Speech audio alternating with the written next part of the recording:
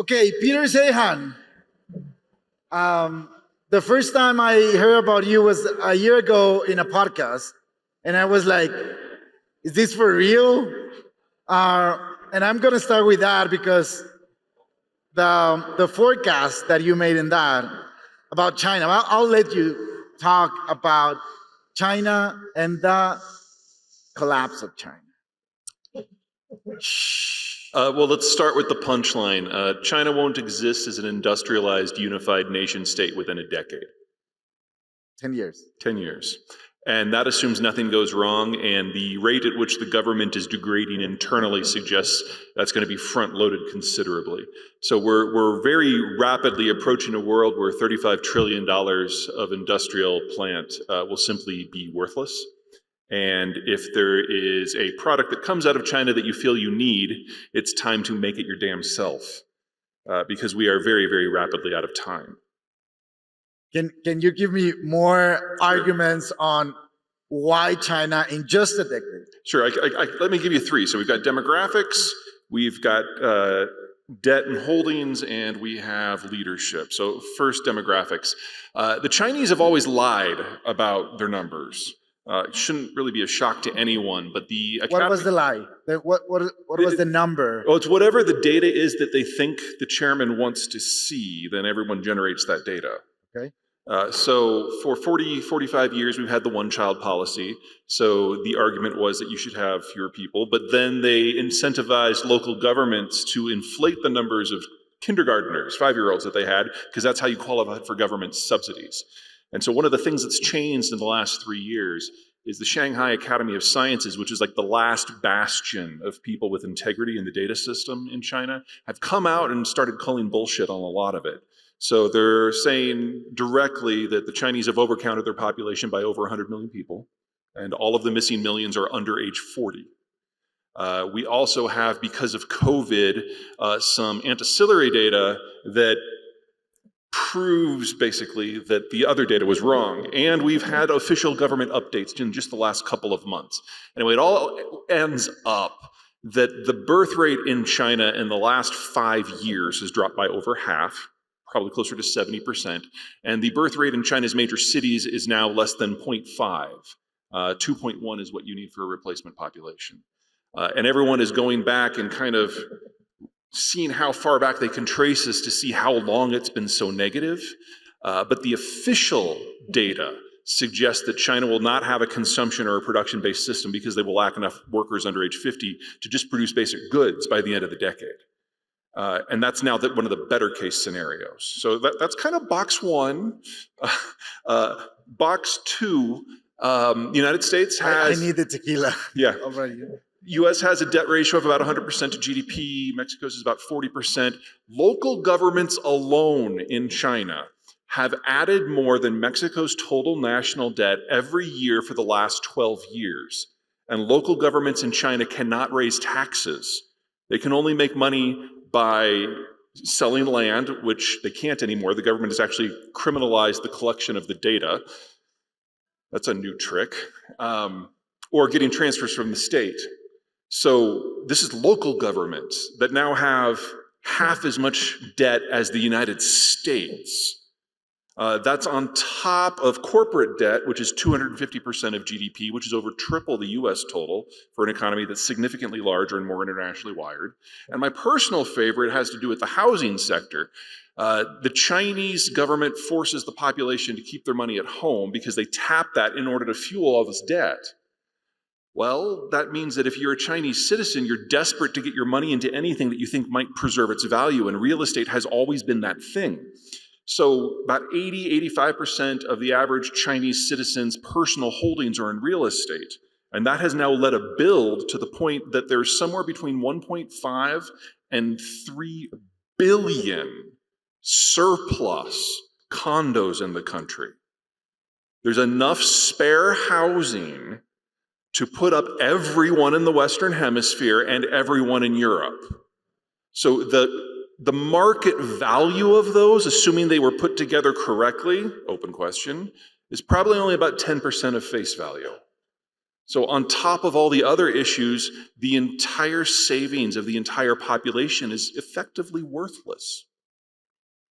When you hear that in this side of the world, it looks like good news for North America or the whole continent, but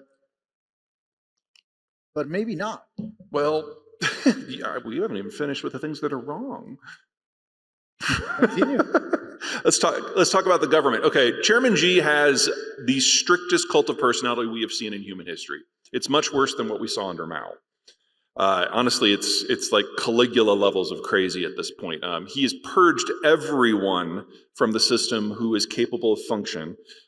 He spent his first 5 years getting rid of all the local leaders that were competent. He spent his second 5 years getting rid of the two cliques, Jiang Zemin and Hu Jintao, that put him in power. And he spent the last 3 years going through academia and the business community to make sure there would never be a challenge. And in part of that, they've stopped collecting, not that they're not publishing, they're not even collecting data on things like land sales and the bond market and political biographies and college dissertations. He's made sure that no one can rise to theoretically challenge him. And I think the best example that I can give you of just how stilted everything has become is that stupid weather balloon from a few months ago. The thing was roughly 120 meters side to side, and it was dangling something about the same size as an Embraer jet. You guys know Embraers, those little commuter jets that have 2 seats on one and one on the other, and they're absolutely cramped and tiny unless they're dangling from a freaking balloon. So, I mean, I was obviously a spy platform.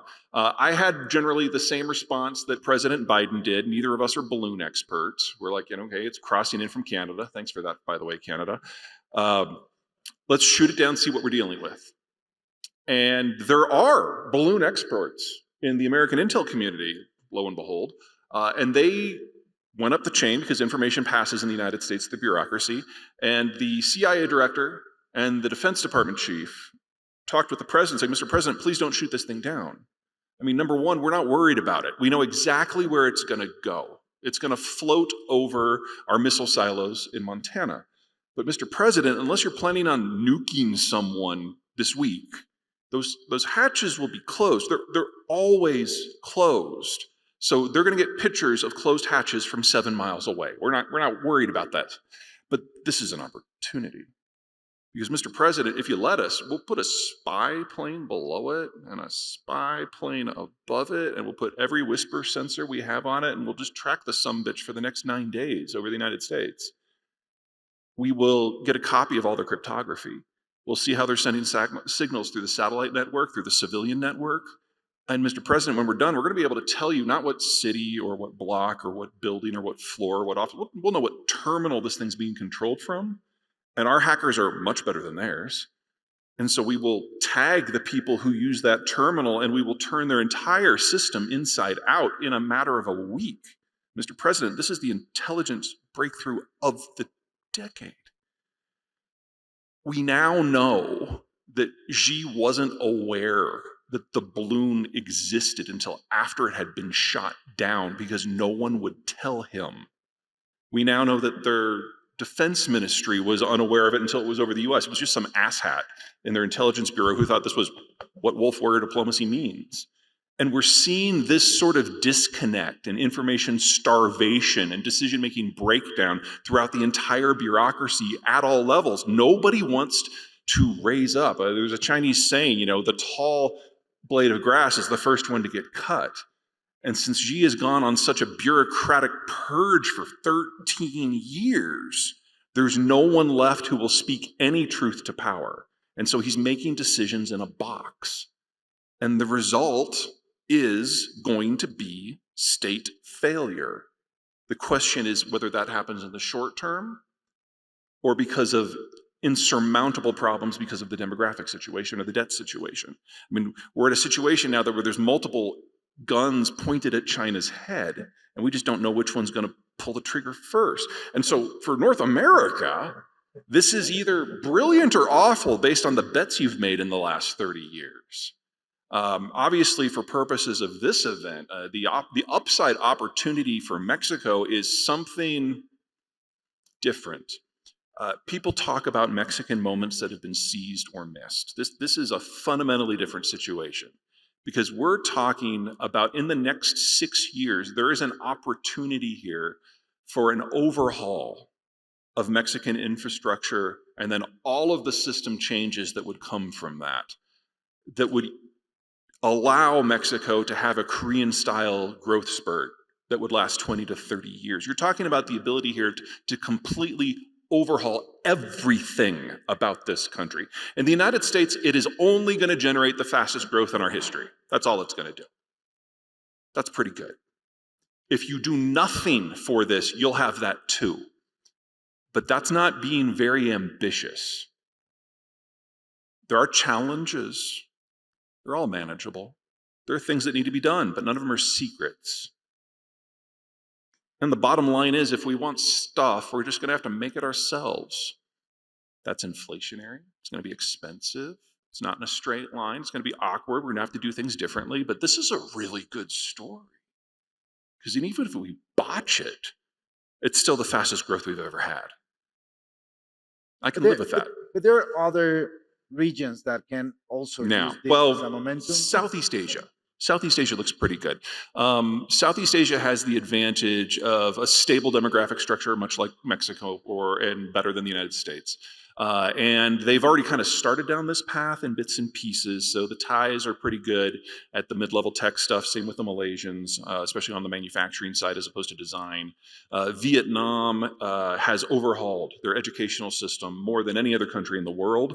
And the new estimate is that 40% of their college grads are STEM, which is just obscene. That's like 3 times the country in second place. So a lot of these pieces are in place, but they've got a couple of things working against them. Number one, there's no integration physically among the Southeast Asian countries. So anyone else who has a card to play can kind of put themselves in there. In addition, the population growth system there is stalling. They have at least a couple of decades yet. I don't mean to suggest that this is anything like what's going on in Italy or Germany, and certainly not like China. But they have huge chunks of all of these countries that have been left behind, in many cases on purpose. Now, I realize that southern Mexico has been left behind here, but it's not like everyone set out to make that happen. So the degree of internal stress in a lot of these countries is extreme. Northern Thailand is a world apart. Eastern Malaysia is a world apart. The vigorous discussions between northern and southern Vietnam are a world apart. And then Indonesia it might as well be on its own planet. It's not that I think these countries are going to do badly, but they can't act as a unit. And ASEAN is a political talk shop, not really an economic union. So once the Chinese do crack any tech transfer that hasn't happened from China to Southeast Asia, it's going to have to come from another source. So in that context, what are the main, on one side, the main priorities for North America to leverage the moment, and what are the main values right now? What are the main advantages right now in North America? Well, let's go north to south. Canada. Processing. There are other things that the Canadians can and should work on, but if they can't turn iron ore into steel and bauxite into aluminum and lithium, that middle step we don't have here, except for in petroleum, in which case the United States has it taken care of for all of us. So that's the easiest lift and the greatest need overall. For the United States, it's going to be capital. One of the things that we're seeing is we're going through a demographic transition too. Our baby boomers are already half retired. And the 10 years before you hit retirement is the richest you'll ever be. And that decade, the financial assets of people in that 10-year period, 55 to 65, that's 70% of global private capital. And America's baby boomers have already liquidated half of it because they're half retired. And the same has happened in Europe, and the same has happened in Canada, and the same has happened in Japan. So this cheap capital era that we've all bathed in for the last 15, 25 years, it's gone. We've seen capital costs triple in just the last 3 years. They're going to more. And they're going to triple again in the next 3 because the baby boomers are not done retiring. And so having a reform process for the capital structure to keep as much of it going as possible, and honestly, it really doesn't matter how we pull that off. The Inflation Reduction Act is trying to do that for green tech, for example.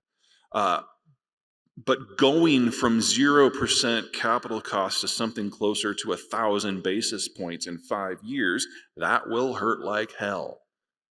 But we've got the consumption and we've got the infrastructure. We've got a great start on the industrial supply chain system. For Mexico, okay, so here's the thing. Okay, where are my northern Mexicans? You guys have done a great job. You're gonna do more. Good for you. This isn't about you. Where are my central Mexicans? Interesting.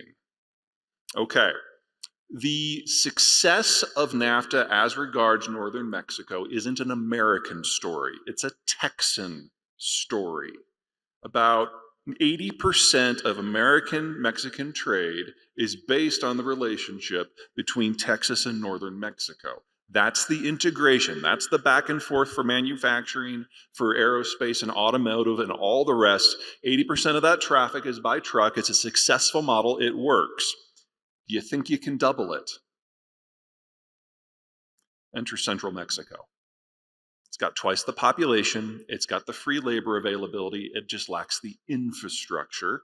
And since you're not going to drive 1,500 extra miles one way in a truck to integrate Houston with Mexico City, you have to have a heavy rail multimodal system. And right now, you don't have that. There's only 3 north-south corridors in the entire country. None of them make it this far south, and none of the 3 are integrated. So Mexico needs to go through the greatest infrastructure build-out in the country's history in order to link up the 60 million people in the center to the rest of the continent. And if you pull that off, everything else will take care of itself.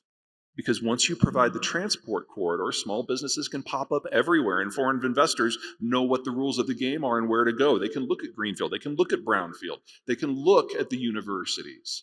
Right now, they don't have the opportunity. So if you can pull that off, hot damn. And you're talking about... Is there another plan B? No, there's not. I mean, again, plan B, where we just kind of let it happen, still results in massive industrial spending and expansion and the fastest economic growth in your history. Plan B, failure, still looks pretty good. But the potential here for complete systemic overhaul is not hard. This sort of opportunity has never been presented to the United States. It has never been presented to Canada. It was presented once to the Germans. Oh, and wow, they found ways to screw that up. When was that? Just before World War I. Yeah, I got a little ugly. Talent and migration. Sure. Can that, in this hemisphere, in this continent, migration as is happening right now, the flows of people, right now, many people see that as a crisis. Others see that as an opportunity. Can that movement, I mean, it's not just the movement of people from this continent, south to north. There is a lot of people arriving from other continents to this continent. I think the last number for immigrants passing through Mexico, it was 100 different nationalities. Is that in the long term or in the midterm an advantage for this continent on this? Well, I was listening to the previous panel, and the studies are pretty clear that the economic benefits are significant.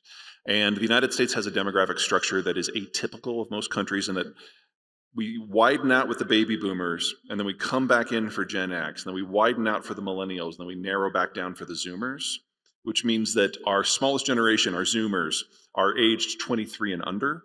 So most of this surge of people coming up is in exactly the age block we need. And even better, the Zoomers' dream job is to work in a closet coding, and that closet has to lock from the inside. It's like the concept of seeing the sky or other people they're terrified of. So the types of jobs that are necessary to massively expand the industrial plant, they're not gonna be a lot of help with.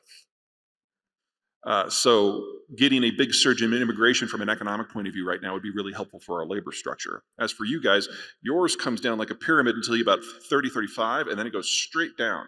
Because 30, 35 years ago is when you started mass industrialization and urbanization for NAFTA. Every country's gone through this process, but because Mexicans didn't really trust the Americans during the Cold War and before, when globalization kicked in, you didn't sign up. It wasn't until the Cold War ended that the talks on NAFTA really got going. So you were late to the party. And in doing so, your demographics are much healthier than countries that industrialized in the 80s or the 70s or the 60s or the 50s, most notably the Chinese and the Germans. That's bought you a lot of time. That means that in 20 years, it's going to be in a bad shape. If things keep going the way they are, exactly. Now, if you age at your current rate, you will not be in a German-style dissolution, because this is their last decade too, until the 2080s. There's time to figure some of this out. But the sooner you do it, the less you have a backpedal. And so having the opportunity here to tap some of that northward migration for your own purposes, there's not a whole lot that I agree with your current national government on. That's one of them. That's a policy that I think is relatively well thought out, which I never thought I'd say about EMLO. We talk a little bit about the difference between millennials in US and Canada and millennials in Mexico, and Zoomers in the US and Zoomers in Mexico. Can you explain a little bit about that? Sure. So millennials in the United States were the children of the boomers, and they were raised to be told that they were special, and they didn't keep track of the score at the soccer match. And they could live in the basement as long as they want. They can go get that art history degree. Most of the stereotypes about American millennials are true. The data really does back it up, but only for half of them. The other half have always worked their asses off. But the defining characteristic vis-a-vis Mexican millennials is that American millennials were raised in an already heavily developed technocracy. Most of them have never had a rotary phone, if anyone here remembers those. And so they are heirs to the empire, if you will. Mexican millennials built the damn place. Manufacturing is in your blood. And while I realize that the workforce is evolving, millennials here are a much larger chunk relative to the population, and very clearly going to be large in charge of the Mexican system for the next 30 years. Our millennials are constantly going to be wrestling with our other generations. Your Zoomers, like our Zoomers, were raised in a more advanced society, and they're still finding their way. And they're now at that intersection of manufacturing and tech. It will be very interesting from my point of view to see how your Zoomer generation adapts to this shattering of a lot of what's going on in the world. Because tech products, especially electronic products, are going to be the product set that's going to face the greatest disruption over the next decade. East Asia excels at that sector because it's a differentiated labor force. And you've got the high-tech stuff and the systems on the chips and the semiconductors that come from places like Korea or Japan. You've got the wiring that comes from a place like Indonesia. You've got the special coatings that comes from Malaysia. You've got the design work out of Singapore. You've got the middle manufacturing in Thailand, and it's typically, assembled in a place like China. You've got 13, well, really 11 different major buckets of skill sets and price points. We have 2. So we can't just pick up electronics manufacture and drop it into North America without substantially changing the way it's done. Now, if you had asked me 5 years ago how we were going to do that, I'd say I have no clue. I still have no clue. But we've had an example during COVID that gives me a lot of hope. Back when NAFTA was being negotiated, most of the textiles consumed in the United States were made in the Northern Appalachians, specifically Tennessee and Kentucky. And it was all done by hand. It was all machine shops, sewing machines, small armies of women typically. NAFTA, by opening up the market, transferred that industry wholly to Mexico. And then the World Trade Organization in 2001 picked up the whole industry and moved it wholly to China and India. Well, when COVID happened and everything shut down, all of a sudden in the United States, we didn't have clothes. Well, that's a problem. So we innovated our way around it. And we took technology that had been lying on the table for 15 years already. And we started setting up these massive facilities in North Carolina that were a hectare each that had a staff of 2, a software engineer and a mechanic. And we now have these facilities that will take raw cotton, clean it, turn it into thread, weave it into yarn, weave it into cloth, cut it into panels, sew it into clothes, even do some basic finishing work. And the per item end product cost is lower than doing it with seamstresses in Bangladesh. And this happened under the Trump administration. The point is, we're going to find out a lot of things are possible once we realize that if we don't, we won't get those things. And we're going to have to do that throughout the continent, and we don't know what the price point for that is going to be. And thank God the US and Mexico are stapled together at the hip, because we're going to need one another, or we won't have stuff. Let me ask about complementarities between the 3 countries. Mm-hmm.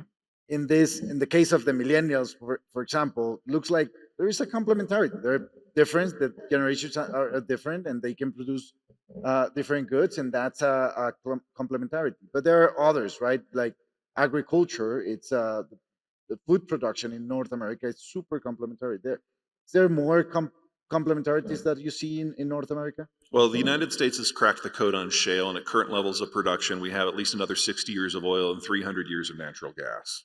So if 300 years of yeah, we natural stopped looking 10 years ago because it just got silly. The big push over the last several years has been kind of to launch what they call the Shale Revolution 3.0.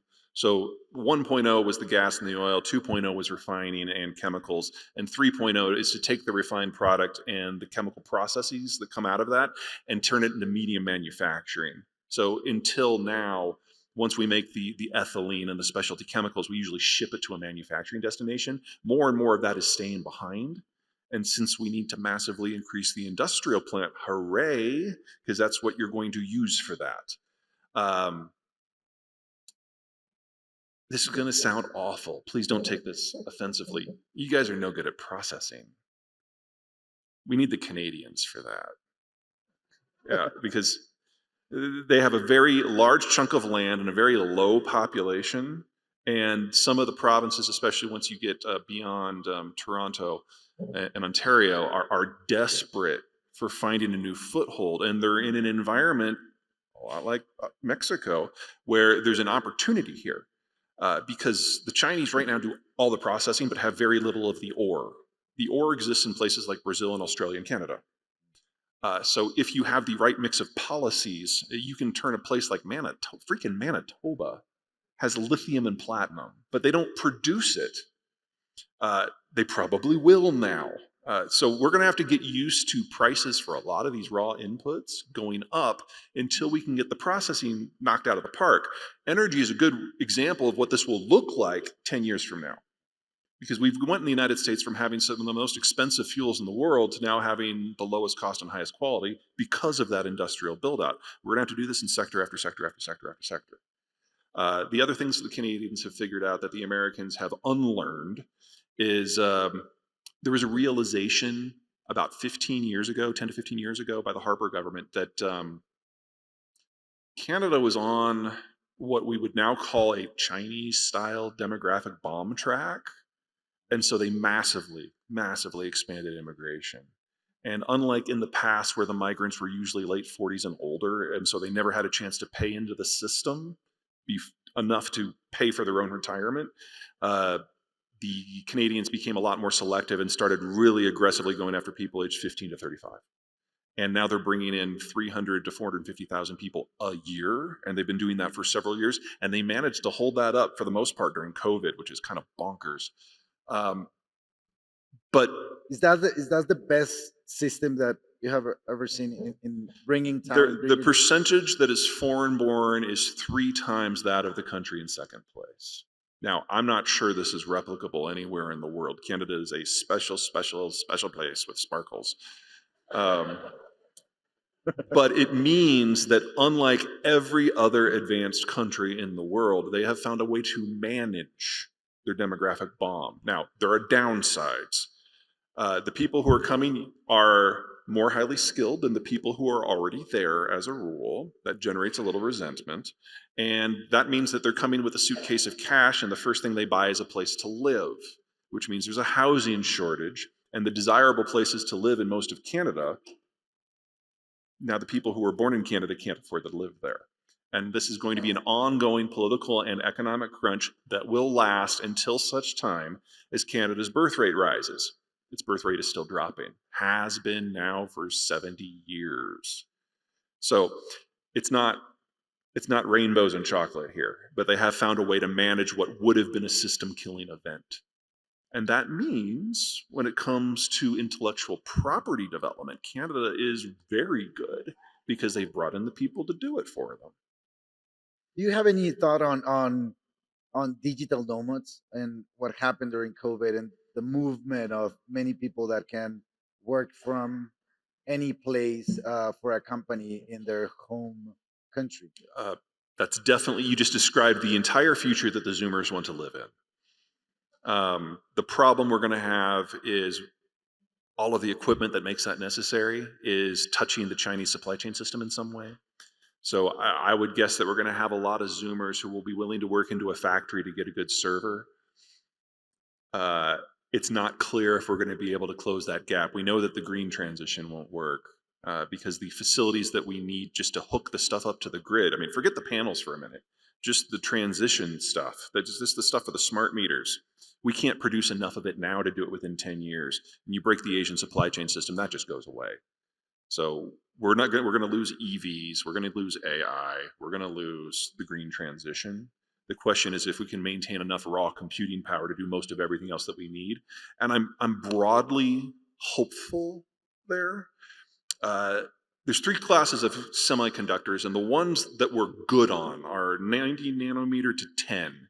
And that is most non-cutting edge smartphones, what's in your television, what's in your car, what's in a plane, and what's in most laptops. Those have a deep ecosystem that taps a dozen countries. There's a lot of competition. And if entire continents fall out of it, you still have a lot of production that won't be overly impacted. So hooray. But the 90 nanometer and dumber, your analog chips, your Internet of Things, your singing margarita machine, that's 80% China. And that's going to break. And then your top stuff, your 10 nanometer and better, that's high-end smartphones, satellite communications, smart grid, AI, EVs. National security. Some high-end national security stuff, although bombs use relatively dumb chips, believe it or not. It's just the guidance stuff that we lose. That's Taiwan, and that makes it sound a lot simpler than it is, because there's all comes from one country, yes, but the facilities that do the fabrication, they have 9,000 companies spread around the world that contribute to the supply chains that allow the fabrication facilities to not just be built, but to operate. And if you peel off one of those countries, the whole thing stops. I'm most concerned in that regard about the Germans. So we're going to have to rebuild that ecosystem elsewhere, because for most of those companies, they make one product that they sell to one customer, and they have no competition on the global scale. And there's like 12 people who have been working on it for 30 years, and they're the only 12 people in the world who know how to do it, and they can only do it as a team. So it's like, yeah, they have a sick day, the company shuts down. That's not stable. And that is all AI. So we're going to have to rebuild that, and that's going to take a decade. Let me ask you about national security. Tomorrow we're going to have a panel on ally shoring, this concept, but we have also friend shoring and obviously near shoring, that it's proximity. Mm-hmm. There are some industries that are more, let's say, driven by factors on national security, like Sure. semiconductors. But my question here is, Mexico looks like a good friend for the US, a good neighbor. We produce good for the US and for Canada. There is an agreement. But are we allies? No. Who are the allies? Well, and how the United States has very few allies anymore. In the post-Cold War era, things got slimmed down. I mean, if it wasn't for the Ukraine war, we probably would have ditched the Europeans for the most part. But in terms of firm allies that we actually trust, Australia, if it doesn't involve anything too sensitive, New Zealand, doesn't involve anything too sensitive, Canada, the United Kingdom, Singapore, and Japan bought their way in. And that's it. India? No? Oh God, no. No, I mean, no offense to the Indians. They do some great work, but no. The whole idea of an ally is you can tell them your deepest, darkest secrets as you uncover what those deepest, darkest secrets are. And when we tried that with Mexico, we lost a lot of DEA agents. So no, not an ally. Friend, family, solid things. I'm not saying that there's not a relationship there. It's just not an ally. But, to be perfectly honest, by that definition, the Germans really aren't either. French are hit and miss. Should Mexico follow that path and look? I can't answer that for you. That's a decision. I mean, Mexico knows what it's like to be on the wrong side of the United States. It's not a pretty place to be. Mexico knows what it's like to be on the right side of the United States. That's not always a pretty place either. We're moody. But the United States has some very real security concerns as involves the border in places south, and how we define those in our own heads evolves with the times. And right now, we are at a point where our entire political system is up in the air as the parties move around and the factions shift. We've been here before. This is our 7th rearrangement. One of those rearrangements involved the Mexican-American War. I'm not saying that that's how this one's going to end. I'm just saying that when America's political pole stars are reevaluated, we go in a different direction. And right now, today, both unions and the business community are no longer part of the political conversation. That makes it a really awkward start to any sort of meaningful conversations between Mexico City and Washington, because our relationship is business. And if labor and business is not even in the room, then all of a sudden all these other issues that you're not used to hearing coming from the trade representative and the president are dominating the conversation. And so you're hearing more about the green transition, regardless of whether or not it's appropriate. You're obviously hearing a lot about migration and border security. And we are real close to having a fight about fentanyl. So we have 2 more minutes, and I want to talk about politics in the U.S. next year. Oh boy. Understanding that we are going for a tequila, so you can talk about that at The the longer end. version, sure. What will happen in 2024? Okay, so the biggest impact that Trump has had on the American political scene, because remember, he came in during this period when everything is being reshuffled, is he attracted Mexican Americans, Hispanic Americans, more heavily on the Cubans than on Mexicans, into the Republican coalition. He broke the unions out of the Democratic coalition, but he drove away business voters, fiscal conservatives, national security voters, and law and order voters. And so he's got a social conservative core that is very powerful, but doesn't have the numbers necessary to win elections at scale. And because of that, he has to get the independents. But last year when we had our midterms, something happened that had never happened before. Midterms, usually the independents don't show up at all. And if they do show up, usually they vote for whoever they voted against the last time. They're very fickle. They have buyer's remorse. And in exit polling, over 80% of American independents who showed up for the first time in a midterm said they really hated the Biden administration's economic policies. They really regretted voting for him 2 years ago. They think those policies cause immense harm to the American system and really heavy harm to independents personally. And they all voted for Democrats anyway. Donald Trump's position is that the general election shouldn't matter. And that's the only place where American independents have a voice. There's this saying in the State Department for all our Middle Eastern embassies is that we believe in one vote, one person, but not one time. And so Trump has alienated core conservatives and made it impossible for independents to vote for him. the Republican Party is not going to survive this next general election. It will break. And Donald Trump will face what will probably go down in history as the second worst defeat for a presidential candidate ever. Surprise. Peter before you get Zeihan. happy, we're still going through this transition. Don't celebrate until you see what happens on the other side, which, woo. Peter Zeihan, thank you so much. My pleasure.